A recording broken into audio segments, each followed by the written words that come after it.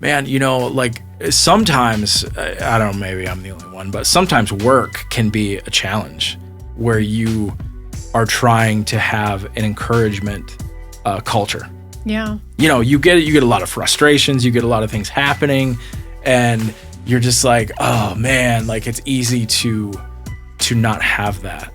But I think it's so important that you carry this to all aspects of your life, because I think there's carryover. This is Ryan and Michelle, and welcome to the Celebrate Marriagecast, where we hope to restore and reclaim godly marriages through honest and real conversations. Welcome to episode 82. We are so proud of you, listener, for joining us today and working on growing in your marriage or dating relationship, whatever season you're in. We are so glad that you are here. And if you are watching on Spotify or YouTube, you may notice something new.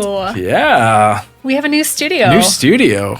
Ryan, I feel really fancy. I know, it's really nice. You guys, we have two different sets that we usually record from. Now we have a third one, and this is going to be our new spot. One. Right. New spot. Yeah. We have a table. It's exciting. We have microphone stands. Right.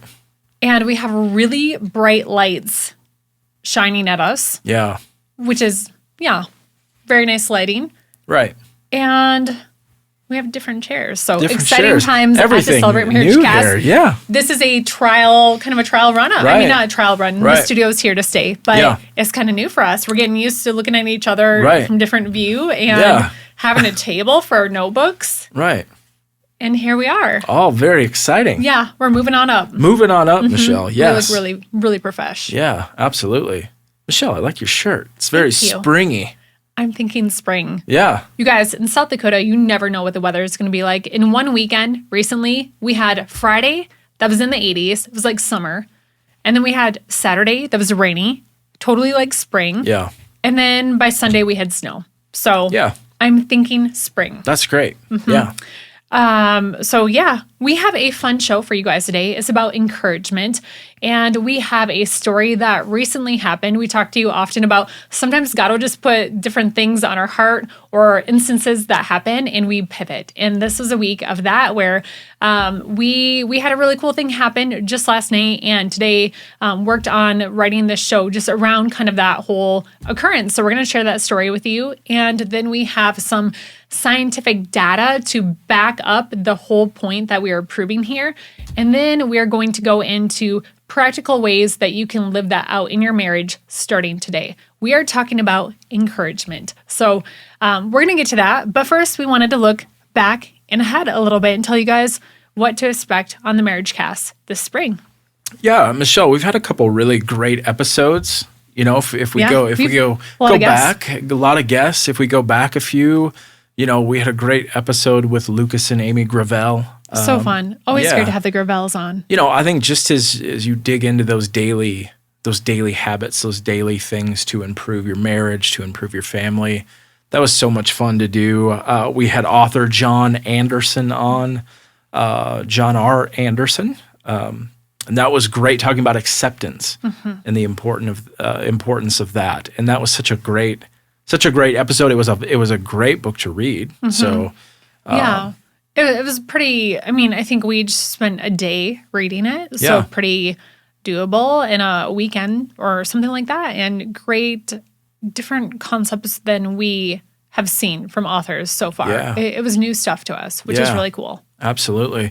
And we had our friend Tony on, giving us just some great premarital newlywed advice. That was super fun, just to kind of dig into that, and really almost like, I know we geared it to newlyweds, but it was also kind of just that, like, I don't know, like a refresher almost. Right. Of like. Right. Anyone could do it. Anyone can do it. Mm-hmm. And I thought that was really fun to do.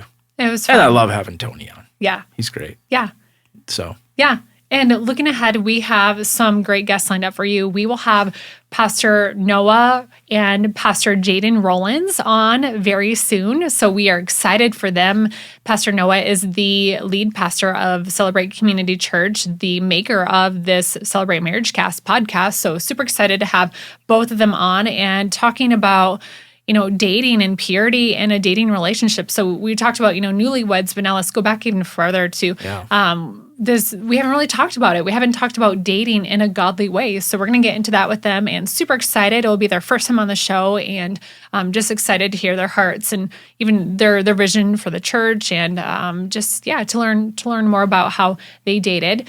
And then we will have Debbie Wade coming back, right? Do you remember we did 2 episodes with her a year ago around Valentine's, and she is she's a sex therapist. So she is going to talk to us about how to talk to your children about sex. So that would be a really big and important topic to talk about through a godly filter. So when she was here last, she talked about the dangers of pornography and just healthy sexual life in your marriage, the way that God wants it honored, and how he views it. It is a gift. So that was really cool to have her on, and we're excited to have her back. And then we will have Tony on again. Yeah. So great guests so far this spring, and more to come. Right. More coming. Absolutely. To come. So, okay, let's dig in to encouragement. Yeah. And I want to start with a story. Just happened fresh in the O'Connor household. Yeah, last night.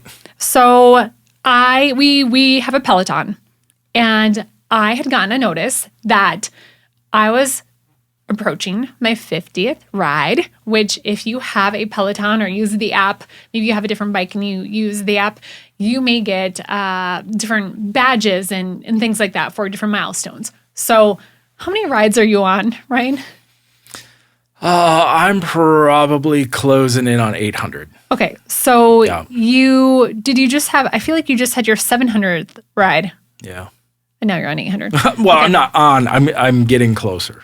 That's my next milestone. So, for context, we got the Peloton, and we both started our Peloton journeys at the same time. So, Ryan rides almost every day.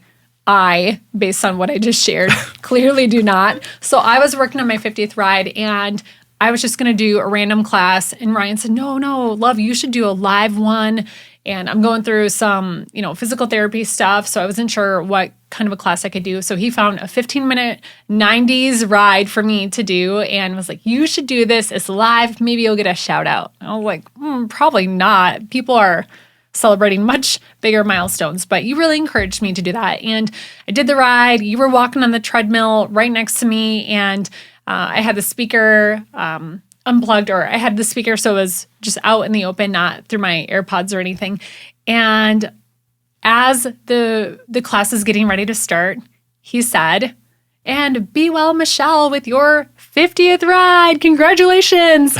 And it was so cool because I had just gotten my phone out to take a video. So I turned my phone over. Maybe we could put this video in there. But Ryan just lets out this loud cheer and says, "Hey, that's you." And he's giving a thumbs up and he's clapping and cheering. And it was such a cool picture of encouragement. My biggest cheerleader, my biggest fan right next to there. And I watched that video. I posted it and I watched it over and over. And I just thought, what a sweet moment of me achieving a goal of sort, a milestone, I would say. Right. And even though it was small, you were so excited for me, and you were such a big part of that. So we're going to talk about encouragement today. Yeah, and that was really what kind of sparked this. Yeah, absolutely. I mean, I think that's such a we're gonna dig into some science. We're gonna dig into scripture. We're gonna dig into all of it. It's such an important thing, though, and I think that's something like it was a milestone. It meant something to you, and so like I think that's where it matters. It matters to me, and I think the words that you speak, the encouragement that you can give your spouse, is so important. Yeah. Thanks, love. Well, here's the big picture question for you today. How are you doing at encouraging your spouse? So think about that for a second. And the scripture that was on my heart for today was from 1 Thessalonians 5:11. I'm going to read out of the NIV version, and it says, "Therefore, encourage one another and build each other up, just as in fact you are doing." But I want to give you a little bit of context with this. The whole paragraph prior to that verse is really about how we are set apart as believers. So the world, you'll see it. You'll see people tearing each other down. I mean, read any comment thread anywhere, any social media platform, just scroll into the comments and you'll see it. I don't need to tell you how the world acts, but we are set apart. So I want to read the paragraph leading up to that verse. And this is the Apostle Paul talking to the church in Thessalonica, which is now modern day Greece. And he's speaking to the followers of Jesus.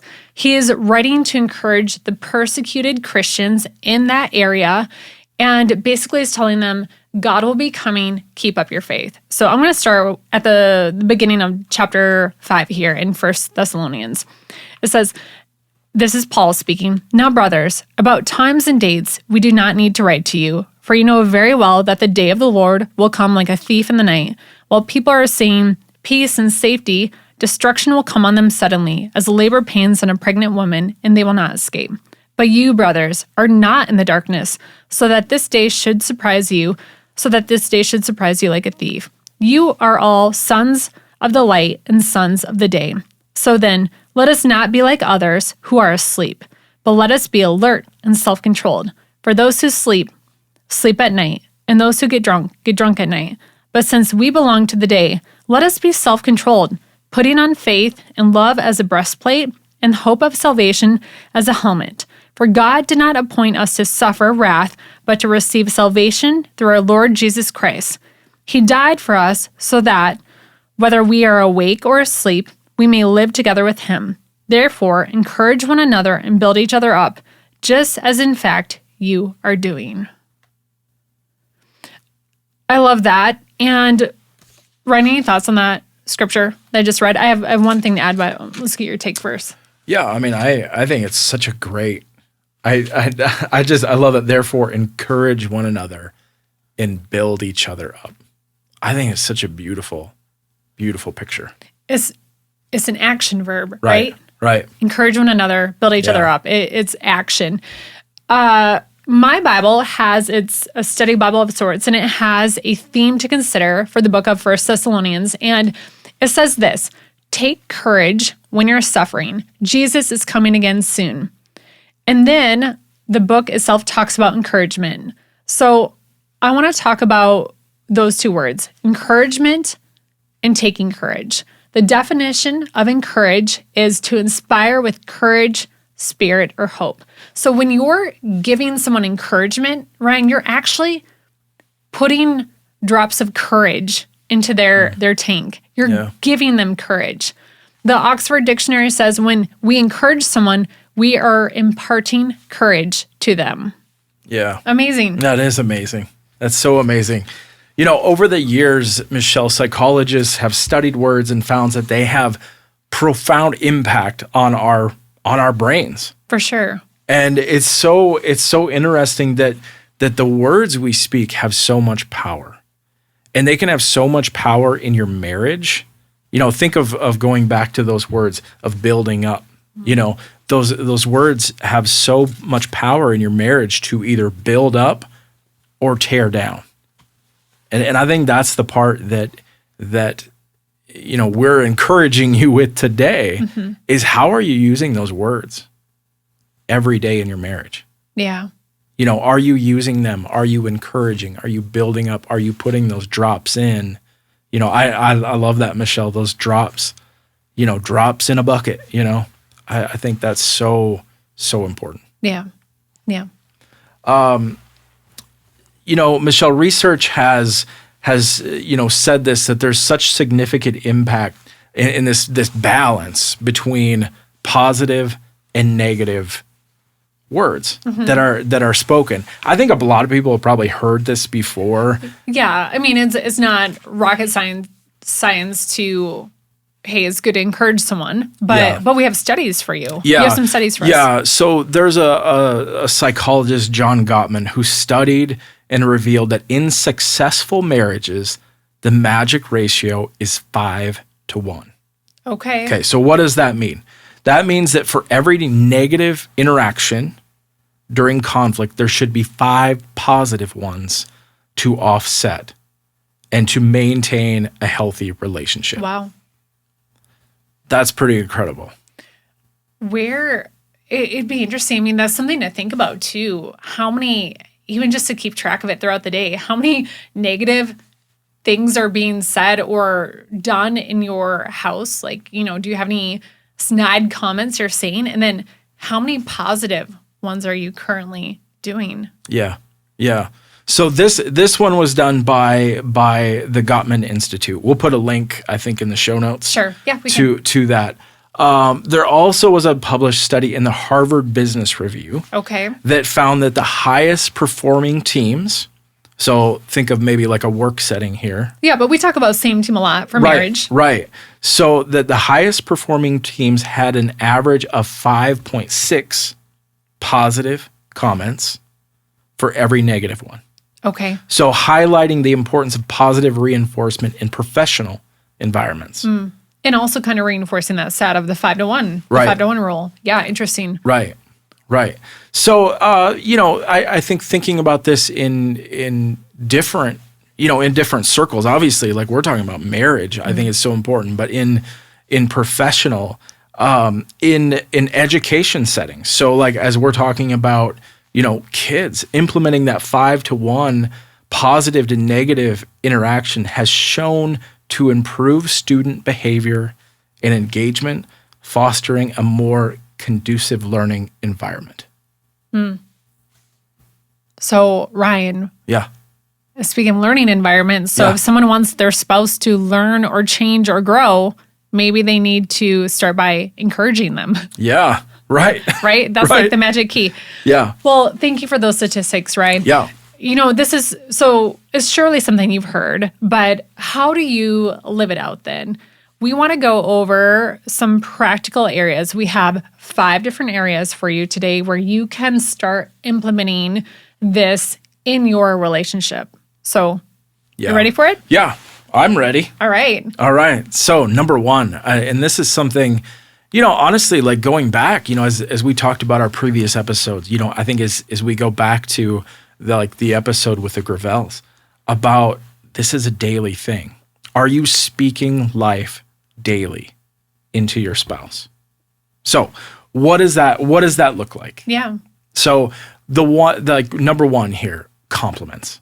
Like compliment often. Make it habit of noticing and verbalizing things that you see. You just complimented my shirt. I know. I was just thinking of like, That's so fun. I love your shirt. You know what I mean? So like, it's stuff like that. People love hearing that. I don't think I could ever get tired of hearing compliments. Right. I mean, could you?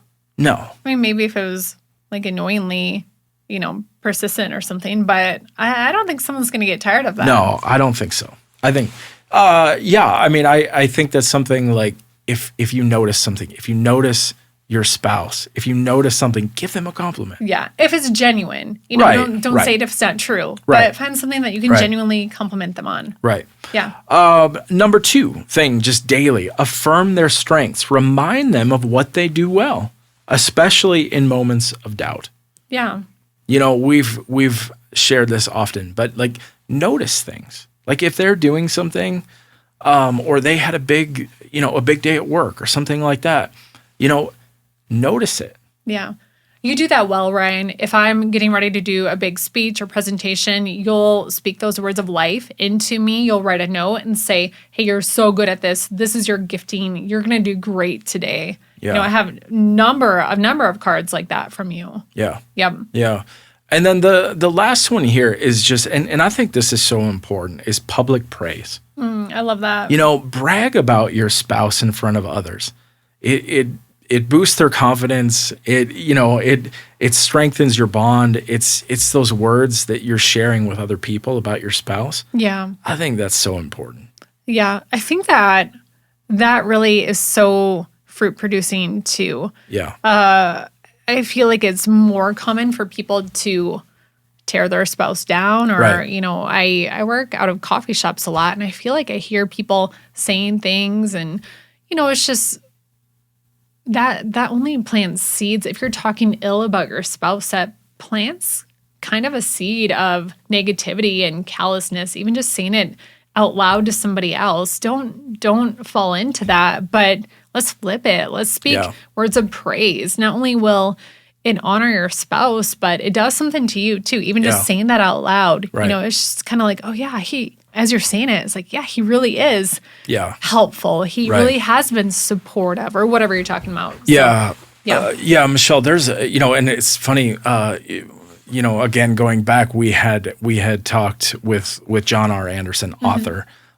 We didn't actually talk about this in his interview, but there was a spot in his book, The Acceptance, that he shares this, because he was talking about this situation where he was with a friend of his, and he was always just tearing down his spouse. Oh yeah, I remember that. Yep. And him and his friend kind of got into it a little bit. And John had said like, oh, I'm just letting off some steam. Mm-hmm. And I think his friend had come back and said, John, you're not letting off steam, you're building up gas. Yeah. Yeah. And he continued to say, your wife, Joanna, because he was complaining about her talking too much. Right, and he said, if I'm not mistaken, that's actually what you really loved about her when you were dating. And you said that, 1, it helped you break out of your shell. 2, it helped you to make more friends. And 3, it made things really fun.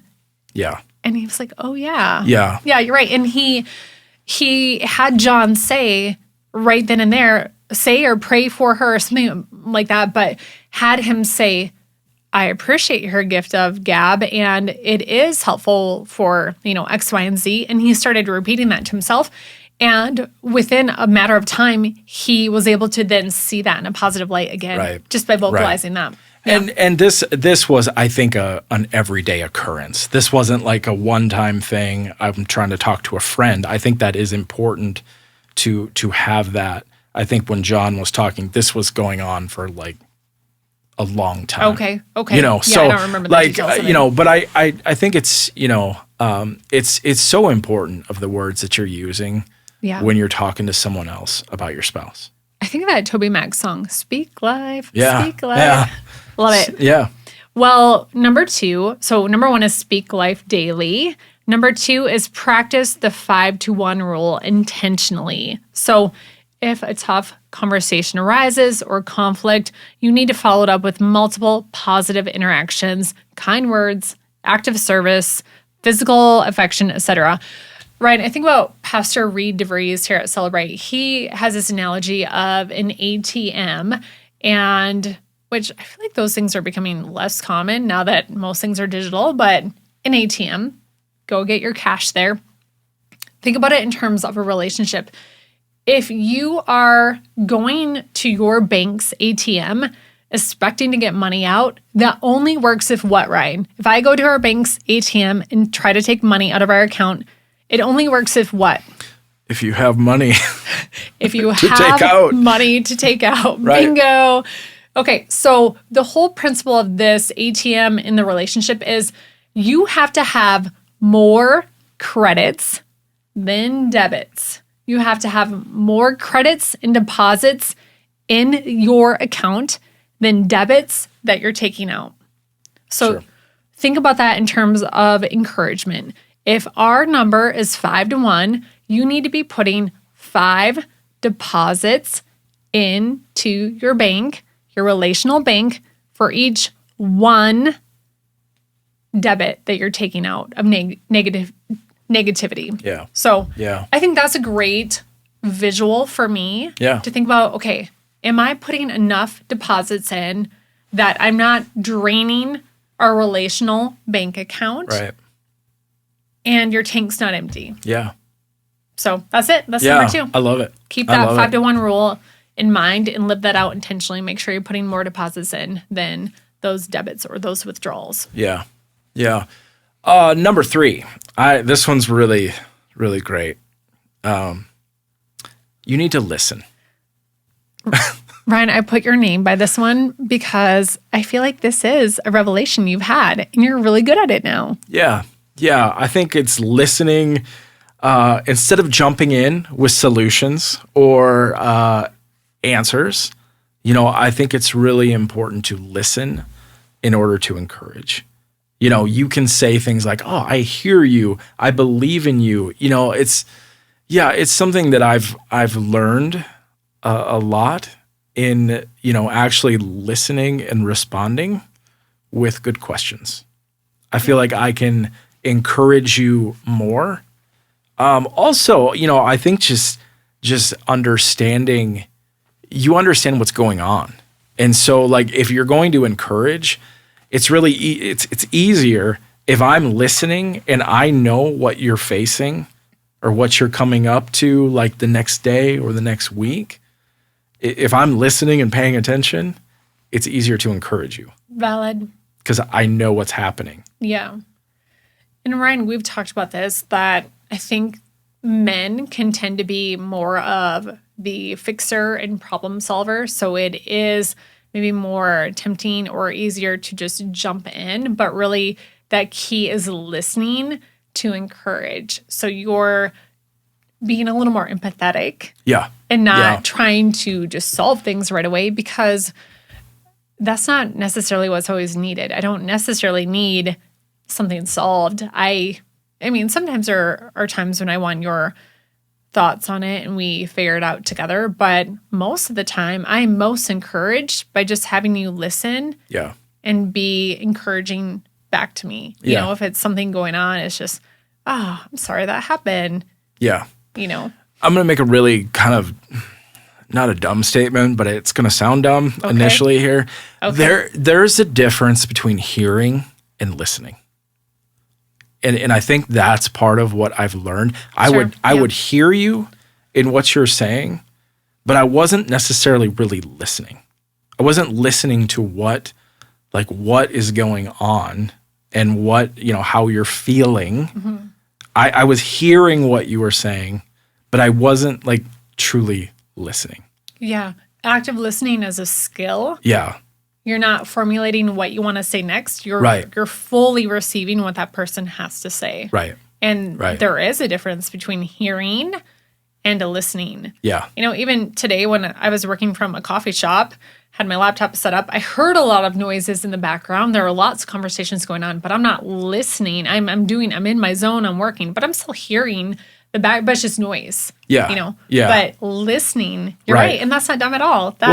It sounds a little weird, but it's so different. It's a Ryan O'Connor original. I feel like you're so good at saying simple things, but when you say it, it's like, bam. Yeah. Thanks. Really good. Yeah. Okay, number 4 is to encourage growth and dreams. Ryan, you're also really good at this.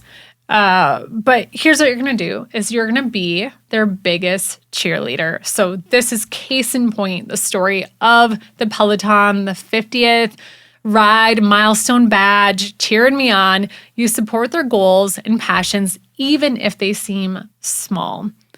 Also, you can express this by writing it out. So a simple note of encouragement left in my car, or maybe a Post-it on mirror in the bathroom, or a text message. Those things go a long way. And I have totes and a drawer full of cards, most of them from Ryan. Some are birthday cards and random, friend cards from the church. Our church does a good job of that too.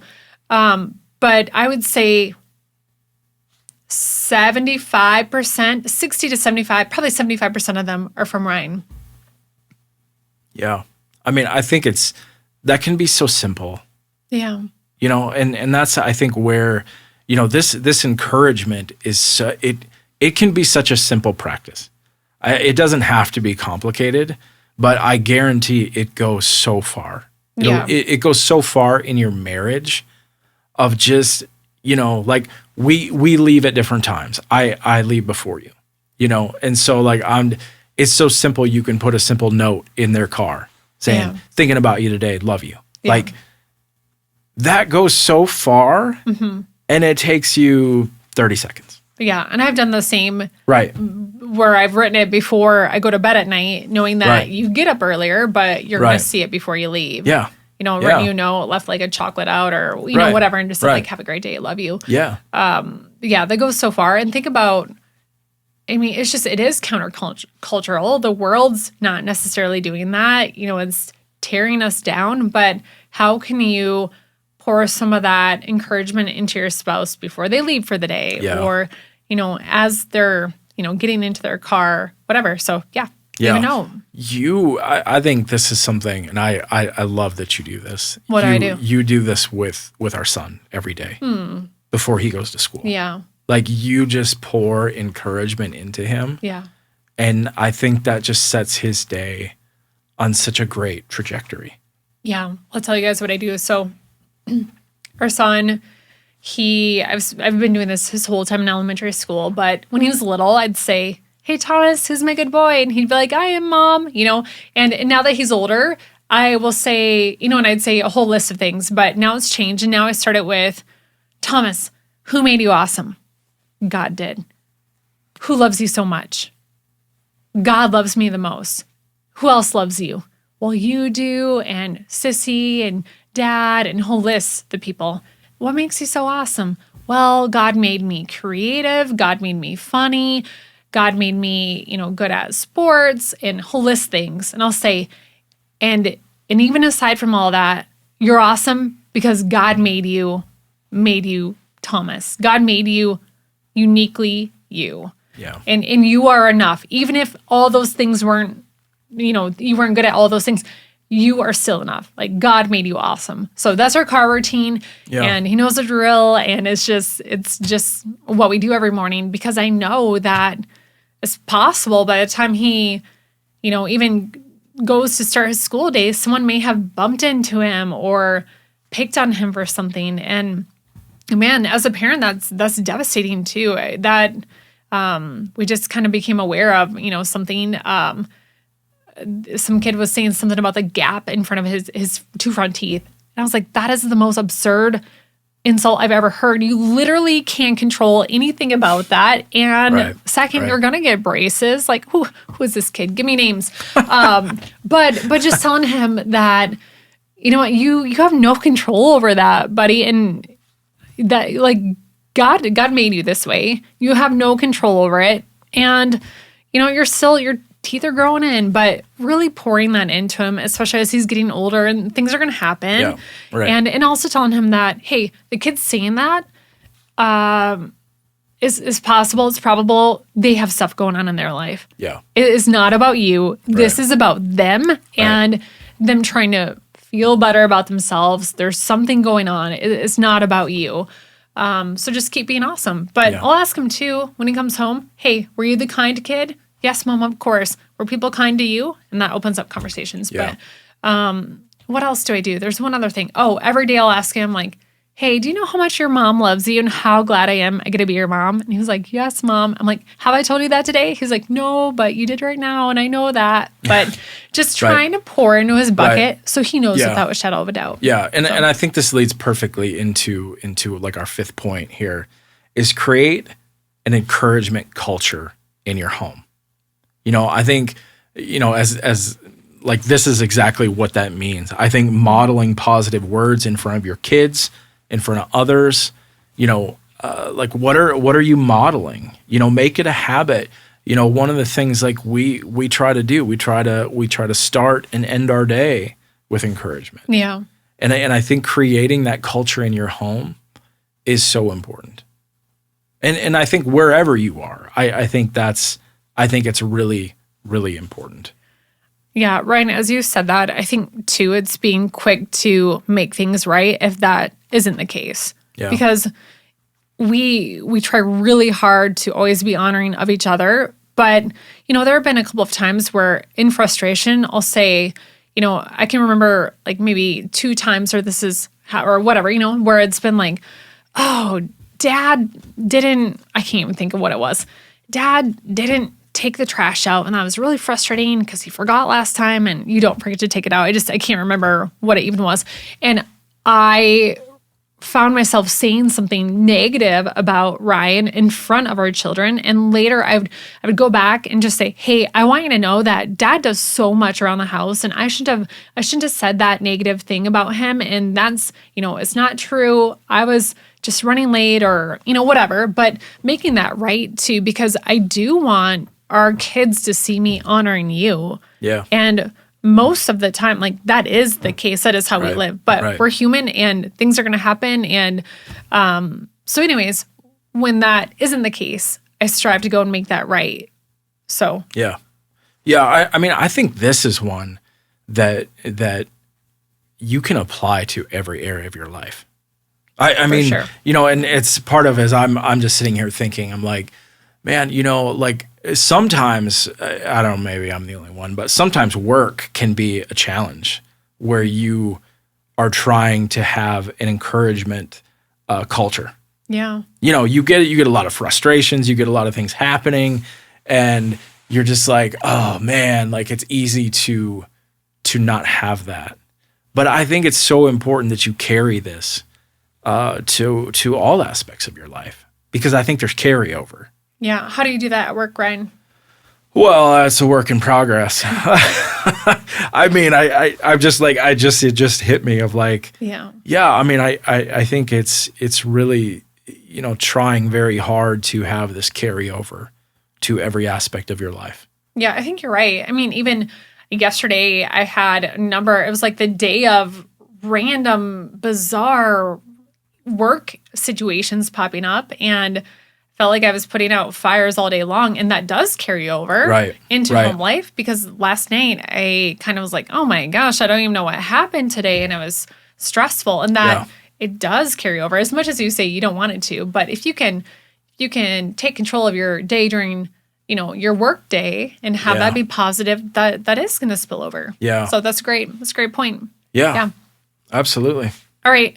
And a bonus one. There's not even a number by this. I forgot my number 6 here. So we told you 5, but this is kind of overarching for all of them. So don't just say it, show it. So put action to it. We talked at the beginning about how this verse uses action words. Let's go back to, let me grab my Bible really quick and go back to that. So 1 Thessalonians 5:11, therefore encourage one another and build each other up, just as in fact you are doing. So an act of kindness can be a form of encouragement too. So maybe it's just making a meal for them or doing an extra chore or whatever that is, but put some feet to this. So it doesn't necessarily have to be words. It can be an action too. Yeah, absolutely. Yeah, but the point is doing it. Doing it. Ryan? Yeah. Do you know what time it is? Cue the jingle. Mystery question time. You want me to draw it? Yeah, I do. All right. Get a good one. I hope so. That was the one on top. I hope it's good. Yeah. It'll be great. Okay. Okay. What are some sacrifices you have made for each other or your kids in order to have a healthy marriage? Okay. I don't know why I just thought of this first, but I think it's meeting each other's needs. So last week I was sick, and I feel like you wanted to connect intimately, and I knew that there was a need, but I was not feeling great. And I remember just being like, you know what, love? Let's find time. Okay. So there you go. Wow. Okay. Yeah. It felt like a sacrifice. Sure. Absolutely. Yeah. Like not in a bad way, but just like I felt like I was like less of me and just trying to be, good spouse. Yeah. There you go. Great. That's what great. do you got, Ryan? Wow. Okay. Yeah, that was really good. Yep. Yeah. Oh boy. I mean, I think this is a daily. I think it's daily because I think we all are selfish people. Yeah. I mean, let's just be honest. Mm-hmm. I think we are, and I think it's daily. It's really putting your spouse first, and I think every day, whether that's again, hey, that was my example. Put you first. Yeah. I mean, I think. Of simple things of like last week, you weren't feeling well. So, going back to that, like I made dinner. Yeah. Because you weren't feeling well. Yeah. So like, I made dinner. You did. Most nights, which is fine, but it's understanding like I don't want to make dinner. Yeah. But I understand that, hey, like you're not feeling well, you need to rest. Yeah. Or, or taking care of whatever household Which I did. things. I think as soon as I got done working, you came home and I was like, I need to take a nap. Yeah. And you did. And you made dinner a couple nights in a row. Yeah. So I think it's a lot of understanding, going back to the episode today. I think it's listening and understanding, what your spouse needs. And, it's going to require a sacrifice or, but if it's something your spouse really wants, it could be simple as a movie. Like, oh, hey, I really want to watch this movie. Like, I might not want to watch it, but it means something to you. So it's like, hey, let's go watch it. Yeah. Yeah.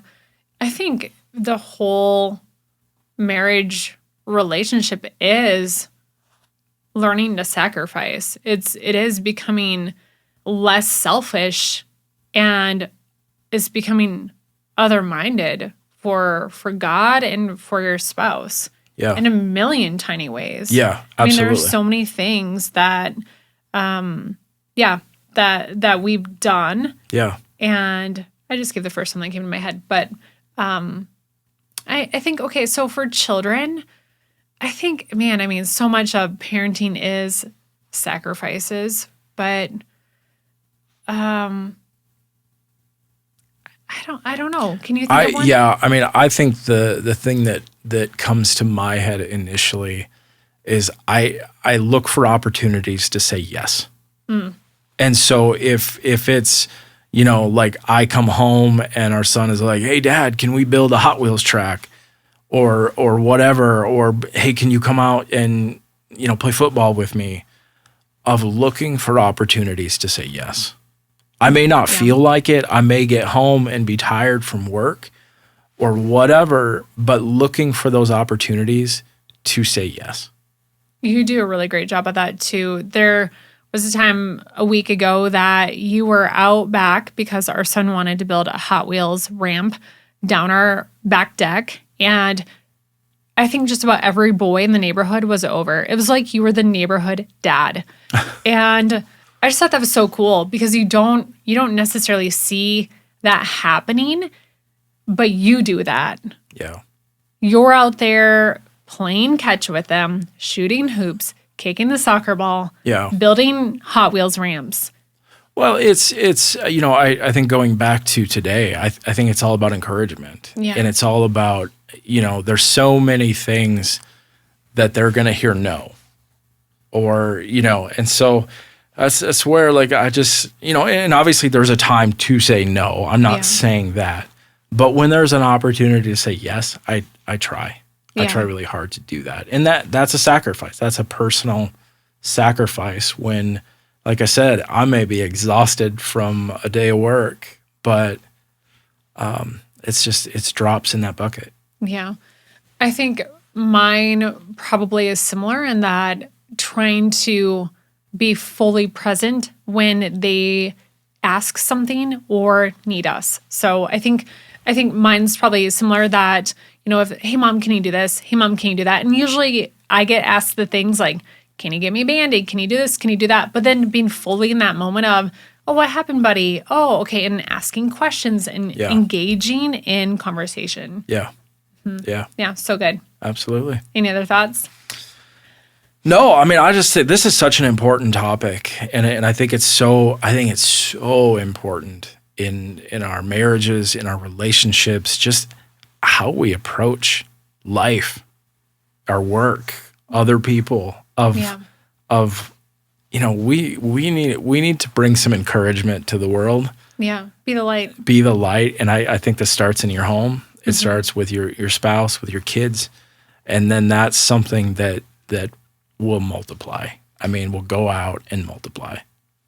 Ron, I was thinking a good way to track this too for our listeners is maybe you just open a note in your phone or get a page on a notebook or a calendar or whatever and keep track just for a week or two. Literally keep track.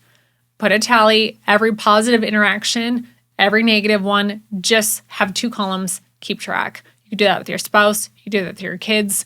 But just get a pulse for where you're at and just see, like, are you living out the 5-to-1 rule? Yeah, absolutely.